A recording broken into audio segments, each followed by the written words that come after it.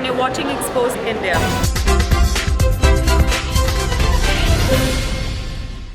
नमस्कार, आप देख रहे हैं एक्सपोज इंडिया। मैं हूं आपके साथ आयुषी श्रीवास्तव। शुरुआत करते हैं बुलेटिन की, लेकिन उससे पहले आपको कोरोना पे अपडेट दे दें।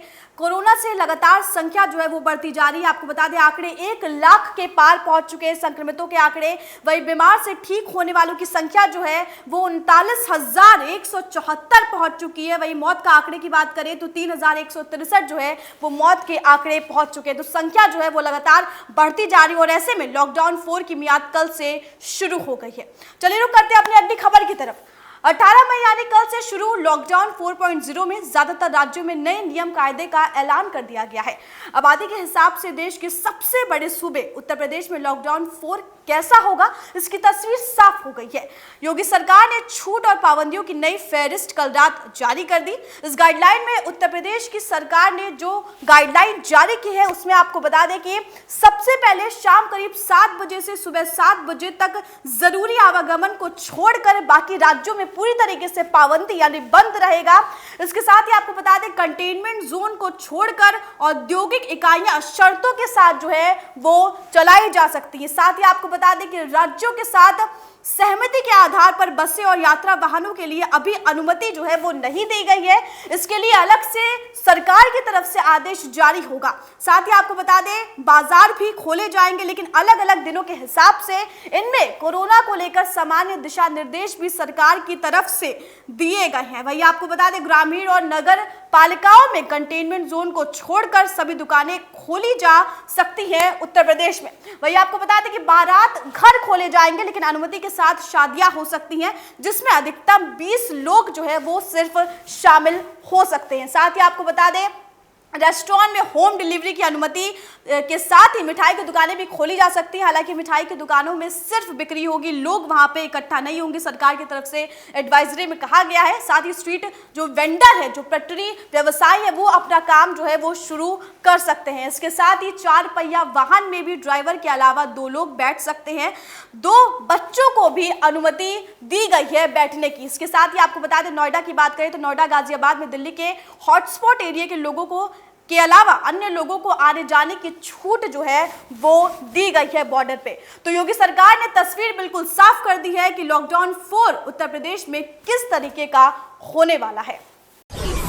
आगे बढ़ते अपनी अगली खबर की तरफ। कांग्रेस के प्रदेश अध्यक्ष अजय कुमार लल्लू और कांग्रेस नेता विधानमंडल दल आराधना मिश्रा ने प्रेस कॉन्फ्रेंस कर योगी सरकार पर प्रवासी मजदूरों को लेकर कई गंभीर आरोप लगाए हैं। अजय कुमार लल्लू का कहना है कि सत्ता के अहंकार में योगी जी डूबे हुए हैं। योगी जी ने सभी संवेदनहीनता की पराकाष्ठा को पार कर दिया है। भाजपा की सरकार ने श्रमिकों से ट्रेन का किराया लिया। कांग्रेस पार्टी ने मांग की कि श्रमिकों का पैसा देकर घर पहुंचाने की व्यवस्था की जाए। इसके साथ ही आपको बता दें कांग्रेस प्रदेश अध्यक्ष ने यह भी जानकारी दी कि कांग्रेस ने अब तक 60 लाख लोगों को राशन पहुंचाने का काम भी किया है।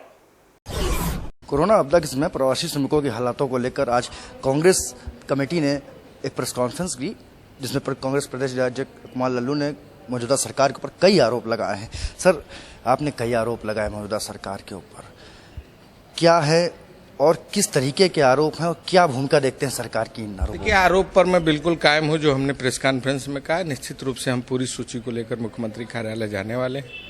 3 दिन से समय मांग रहे हैं। हम श्रमिकों को ऐसे बेबस लाचारी में नहीं देख सकते। हम उनके साथ खड़े हैं, कांग्रेस पार्टी उनके साथ खड़ी है।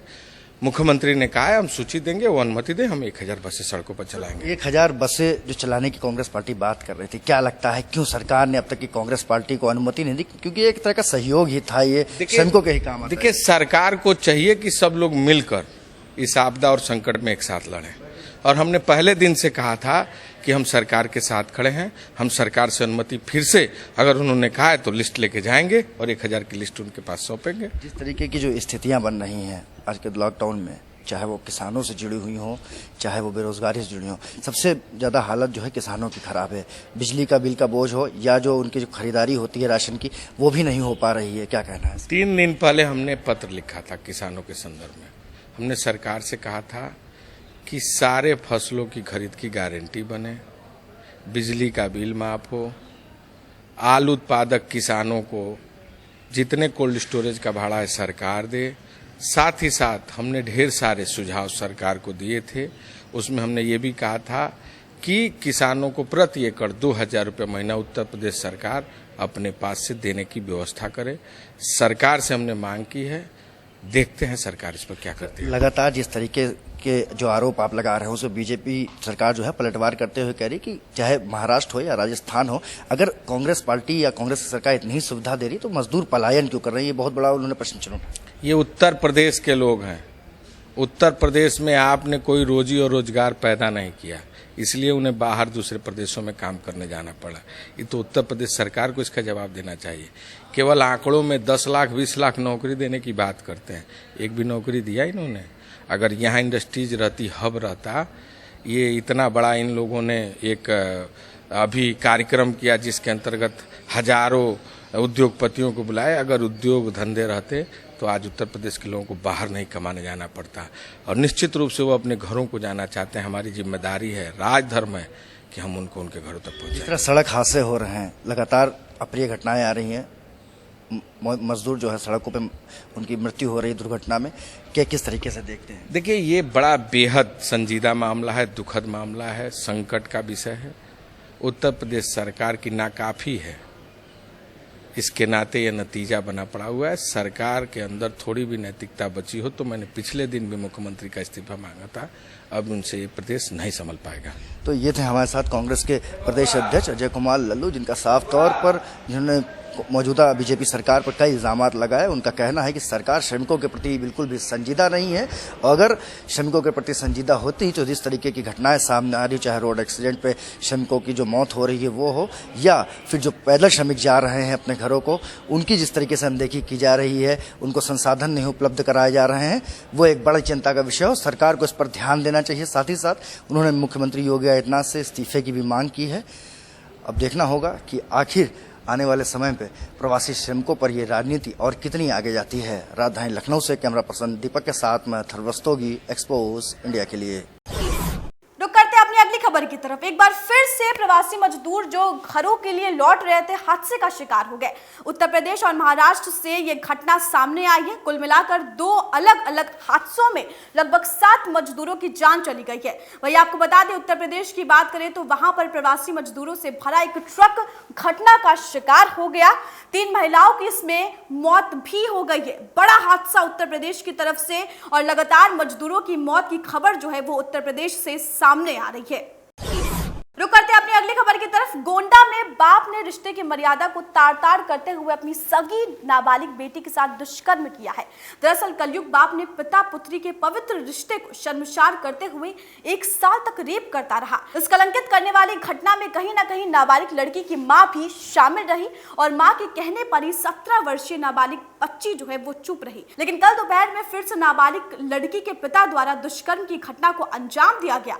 लड़की का सब्र टूटा और परिजनों को लड़की ने आप बीती बताई। परिजनों द्वारा शर्मसार करने वाली इस घटना की जानकारी पुलिस को दे दी गई है। पुलिस ने मुकदमा दर्ज कर आरोपी पिता को जेल भेज दिया है। वही लड़की का मेडिकल परीक्षण जो है वो कराया जा रहा है। फिलहाल इस मामले पर एसएसपी गोंडा महेंद्र कुमार ने बताया कि धानेपुर थाना क्षेत्र में नाबालिग से दुष्कर्म का मामला सामने आया। सूचना मिलते ही मुकदमा दर्ज कर आरोपी को गिरफ्तार कर लिया गया है और वैधानिक कार्यवाही की जा रही है। एक पीड़िता ने थाना धानेपुर पर शिकायत की थी कि उसके साथ दुष्कर्म किया गया है। उसकी सूचना पर तत्काल अभियोग पंजीकृत किया गया और उसका चिकित्सीय परीक्षण आदि वैधानिक कार्रवाई की गई है, और अभियुक्त झिंकू सिंह को भी तत्काल गिरफ्तार कर लिया। इसमें एक ही अभियुक्त के ऊपर आरोप था और आरोपी को गिरफ्तार कर लिया गया है। इसको न्यायालय के समक्ष पेश किया जा रहा है और विवेचनात्मक कार्रवाई शीघ्र पूरी करके आगे बढ़ते अपनी अगली खबर की तरफ। फेम इंडिया द्वारा अटल चौराहे पर मौजूद कोरोना वॉरियर्स पुलिस कर्मियों को सम्मानित किया जा रहा है। इस अवसर पर फेम इंडिया के प्रोपराइटर मुकेश मिश्रा और मंडल अध्यक्ष भाजपा लखनऊ महानगर पूर्व 2 के कृष्ण प्रताप सिंह ने पुलिस कर्मियों को पुष्प देकर उन्हें सम्मानित किया, उन्हें लंच पैकेट देकर उनका हौसला बढ़ाया। वहीं इस अवसर पर फेम इंडिया के प्रोपराइटर मुकेश मिश्रा ने कहा कि कोविड-19 जैसी महामारी में दिन रात ड्यूटी पर तैनात रहकर हमारे पुलिसकर्मियों ने हमें कोरोना वायरस से बचाने में अपना अहम रोल अदा किया है। मई के कड़क धूप में सड़कों पर मुस्तैद इन पुलिसकर्मियों के पास सहूलियत के नाम पर बहुत कम चीजें ही मुहैया कराई जाती हैं और ऐसे में इन विषम परिस्थितियों में ड्यूटी करना बेहद कठिन हो जाता है। ऐसे में मुकेश मिश्रा ने पुलिस कमिश्नर सुजीत पांडे का धन्यवाद देते हुए कहा कि उनकी देखरेख में लखनऊ पुलिस बहुत ही अच्छा प्रदर्शन कर रही है, जिसके लिए पूरा लखनऊ शहर पुलिसकर्मियों को सम्मानित करता है। ये फेम इंडिया की तरफ से इस समय जब से लॉकडाउन हुआ है तब से इस तरह के कार्य किए जा रहे हैं, जिसमें जानवरों को भोजन कराना, कम्युनिटी किचन चलाना और आज पुलिस वालों का सम्मान, जैसा कि पुलिस वाले हमारे दिन रात धूप में मई की खड़े होकर ड्यूटी करते हैं तो उनके खाने पीने की व्यवस्था नहीं हो पाती है।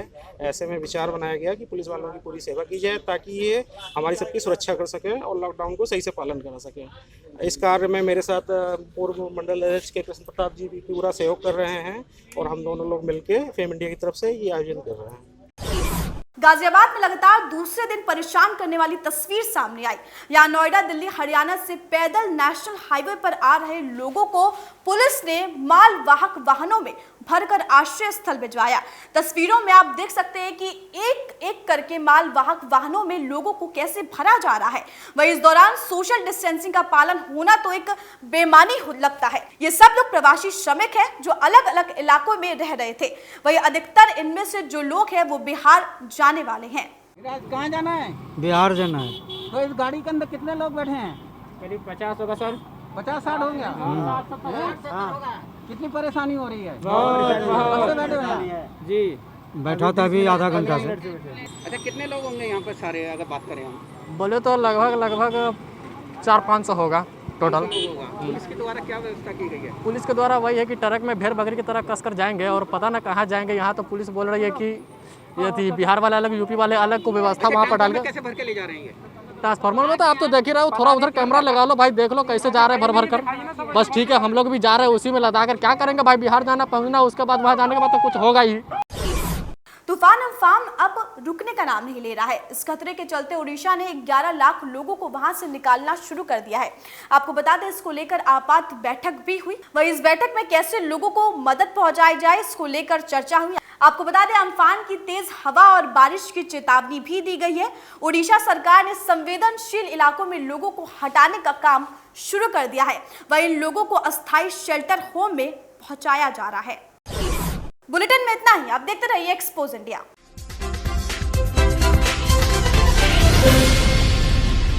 Hi, this is Vidya Balan and you're watching Expose India.